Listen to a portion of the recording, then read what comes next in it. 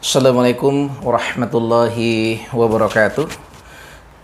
Anak-anakku sekalian, siswa Alia, khususnya yang program IEK yang mudah-mudahan dirahmati Allah Subhanahu wa taala.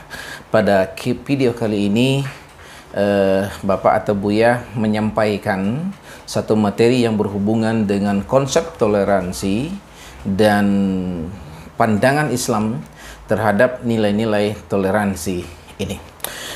Anak-anak sekalian, toleransi berasal dari kata bahasa Inggris tolerance, yang makna awalnya adalah membiarkan. Dari mana inilah kemudian dipahami bahwa toleransi adalah membiarkan orang yang berbeda pendapat dengan kita untuk berbeda dengan kita dan melakukan hal-hal yang juga berbeda dengan kita. Dan apabila dikaitkan dengan agama, maka toleransi beragama yang dimaksud adalah membiarkan orang yang berbeda agama dengan kita menjalankan agama mereka sesuai dengan kepercayaan mereka masing-masing. Dalam konteks ini, nilai toleransi yang seperti ini sangat sesuai dengan Islam. Kemudian juga toleransi itu dipahami oleh orang bahwa sikap menerima kemajemukan yang ada di masyarakat, bahwa kita sudah ditakdirkan berbeda agama, berbeda suku, berbeda adat, berbeda tempat, berbeda pemikiran. Ini adalah sesuatu yang realita tidak bisa kita hindari. Sikap untuk mau menerima kenyataan bahwa kita ini berbeda dari berbagai hal, dan kemudian timbul rasa menghormati dan menghargai satu sama lain, inilah yang dimaksud dengan sikap toleransi.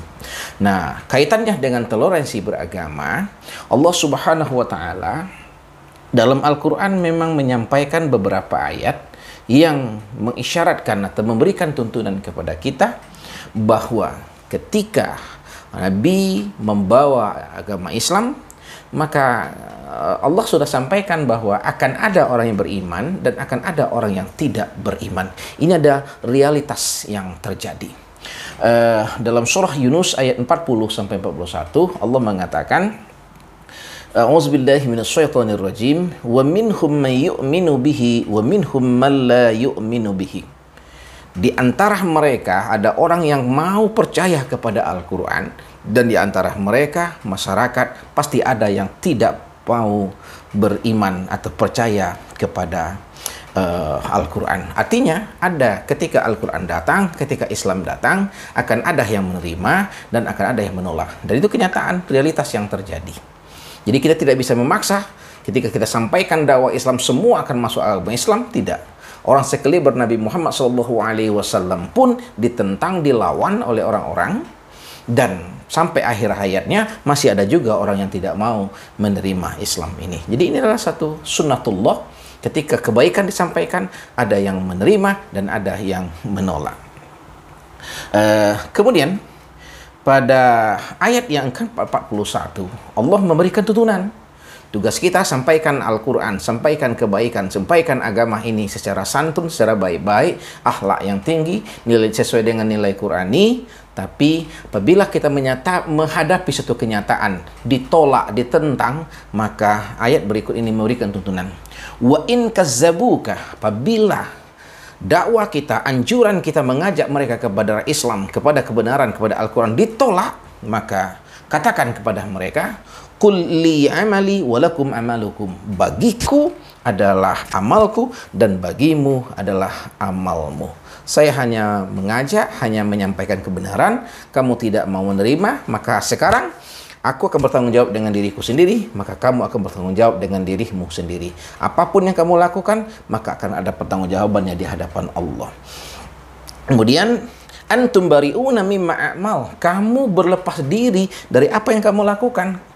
Apapun yang kau lakukan, kamu tidak akan bertanggung jawab nanti di hadapan Allah. Sebaliknya, wa ana bari'um mimma ta'malun. Aku juga berlepas diri nanti di hadapan Allah tentang apa yang kamu lakukan. Apabila nanti Allah bertanya, apakah kamu sudah menyampaikan dakwah kepada mereka? Sudah, tapi mereka menolak, ya Allah.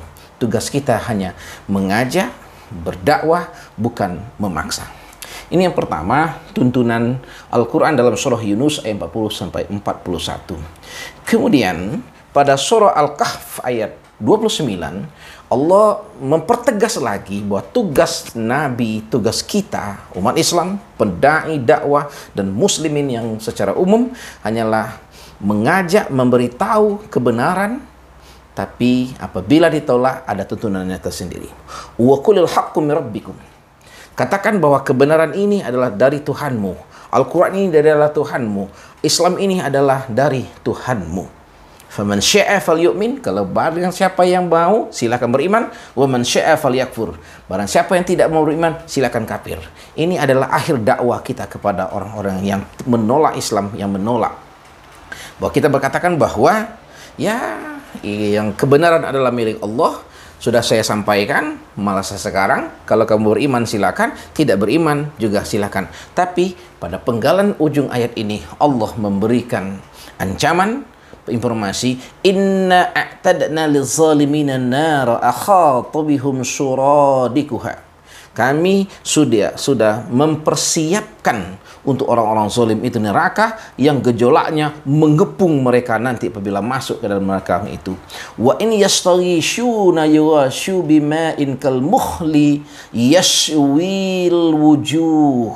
Dan apabila mereka meminta air, maka di neraka itu akan kami beri air, yaitu dari minuman, dari air bersih yang mendidih. Ini balasan bagi orang yang menolak kebenaran agama Islam ini. Ayat ini sekali lagi menganjurkan, menuntun kita bahwa tugas kita hanya mengajak, tugas kita hanya berdakwah, tidak memaksa. Dan dalam Islam memang konsepnya la ikraha fid din, tidak boleh memaksa orang untuk memasuki agama Islam ini. Jadi ini kalau ada konsep toleransi untuk saling menghargai perbedaan, Islam sudah mengajarkan kepada kita. Apabila dalam konsep toleransi kita tidak boleh memaksakan kehendak pendapat kita sendiri, Islam juga memberikan pilihan. Tapi Islam juga punya konsep tersendiri dalam masalah toleransi ini, yaitu kata kuncinya terdapat di dalam surah yang terakhir dari surah Al-Kafirun, lakum dinukum waliyadin, bagimu agamaku, bagiku agamaku, bagimu adalah agamamu. Ini dipahami bahwa konsep toleransi menurut Islam itu adalah membiarkan orang lain menjalankan aktivitas ibadah mereka sesuai dengan keyakinan agama mereka, tidak mengganggu mereka. Inilah. Tapi bukan berarti membenarkan mereka.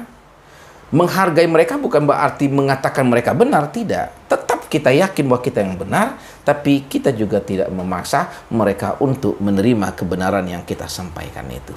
Nah, anak sekalian, maka kita bisa kesimpulkan bahwa konsep toleransi dalam Islam itu adalah satu, tidak saling mengganggu antara umat beragama. Silakan orang Kristen, orang Hindu, orang Buddha hidup di Indonesia ini, mereka beribadah, punya pura, punya gereja, silakan, jangan ada yang mengganggu. Mereka jangan ganggu kita di masjid, dan kita juga tidak perlu mengganggu mereka. Tidak boleh.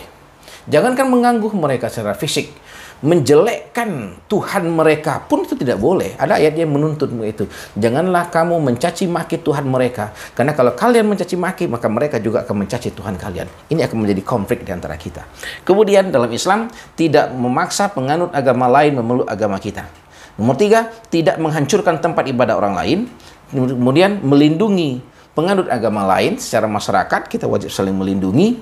Kemudian tetap menjaga kerjasama, dibolehkan melakukan kerjasama di bidang sosial, kemasyarakatan, pendidikan, kesehatan, dan lainnya.